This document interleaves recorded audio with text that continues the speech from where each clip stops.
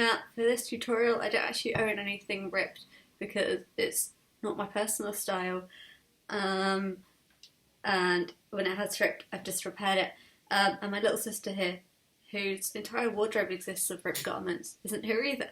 So I have created this little hole in a piece of denim. I have already this little denim top that needs its zip replacing. Anyway, so I've created this hole, and this is what we'll be working on. So in your case, it's probably a pair of jeans, or in any of the weaker spots, on the knees, on the elbows, of anything. So yeah, that's what we'll be repairing. And the first thing you need to do is choose a contrasting fabric that you want to use as your patch. This is mine. You can buy lots of little samples of these fabrics in fat quarters. They're really cheap from anywhere, because as I say, you're not making a garment out of this. So any scrap any scrap fabrics for any of your sewing projects, or just little bits from fat quarters. They make really fun contrasting ones. Alternatively, you can buy patches of denim, or buy kind of pre-made patches of any fabric that most matches the garment that you're repairing, you know what I mean? So it could be corduroy, that could be denim, that could be anything. If you want to make it look a bit more seamless. But for the purpose of this, I'm going to be using this fun fabric. And the first thing we want to do really is cut a piece out of this, which is roughly the same size as the hole, but probably a centimetre or so bigger around each of the edges, because we need some wiggle room to work with it. So for this, I'm going to cut a rectangle, which is about that big, so perhaps even 2 centimetres bigger than the size of the rip. So I am laying out my tear, looking at from the inside of it, and as you can see, it's probably about 10 by 10. So I'm going to cut a rectangle out roughly that same size, just to cover it really. And I'm going to freehand it. On the same note, instead of cutting it, you can just tear it. That will guarantee you a straight line. So that's about right. And right.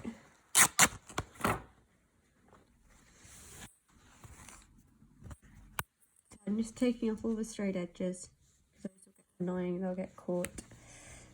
So yeah, we're laying it across, and we will be pinning it from the back as well. It will be a visible mend on the inside, but we're pinning it from the back.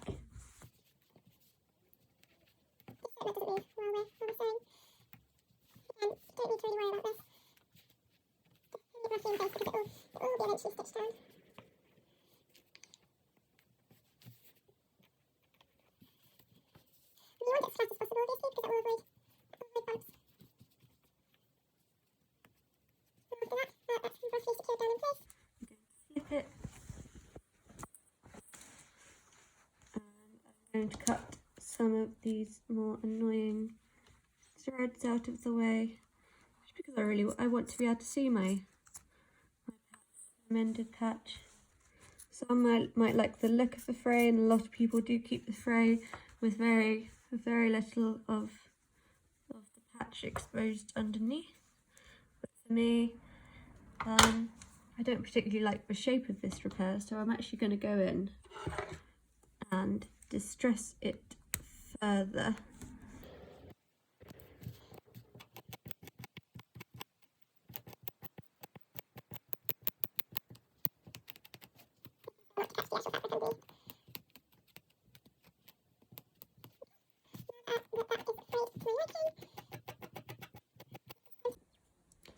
I will be using this fun purple colour for my repair, I think, just because I think if this is going to be a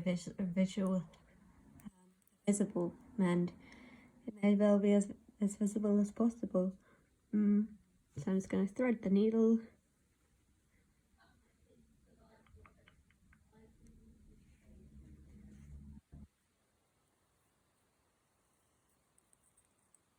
So it's about an arm's width of thread, so we're not tripping over it and letting it knot up. And I'm going to tie a knot at the end. Alternatively, you can do a few little stitches just to secure it in place, but I don't really feel like doing that. So we're going to go in from the back underneath, and all we're going to do is some cute little running stitches all along the outside. So just simply weaving the needle in and out, in and out, in and out.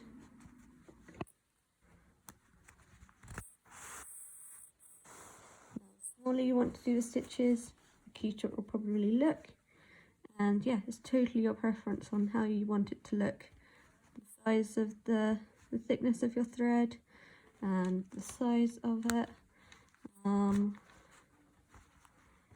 It's getting caught somewhere here. I'm just going to figure out why that's happening. It could be in the fabric behind. Oh, there we go. And I'm just going to keep on going right to the edge of our underneath fabric. That will probably need trimming later. Let's see how we go.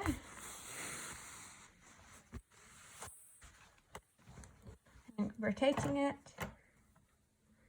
going down like this, and again just going in and out till we reach the edge of my tear.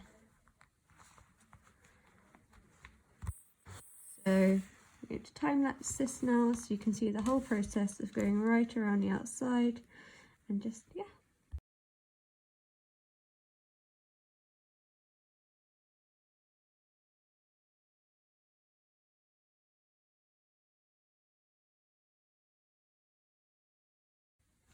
So now that the initial stitches are down, we can take out the pins from the back because I've been pricking myself and it's not ideal.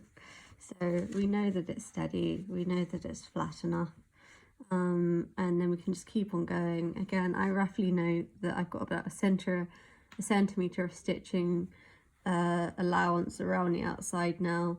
But yeah, no more than that because otherwise we'll be going off the edge of the fabric. As long as we have a decent amount of stitches, probably 3 or 4 more rows here, just really securing it down, this will make it last.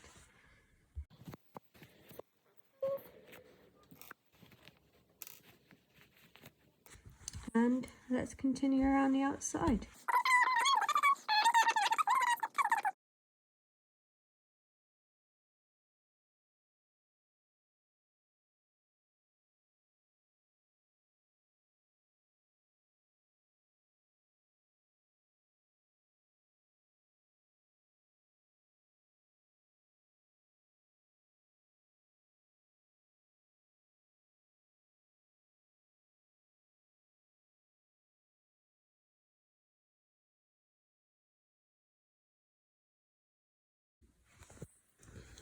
So now that I'm happy that this fabric is in place and it's not going to go anywhere, if I were to actually wear this, I would probably do several more lines all around the outside.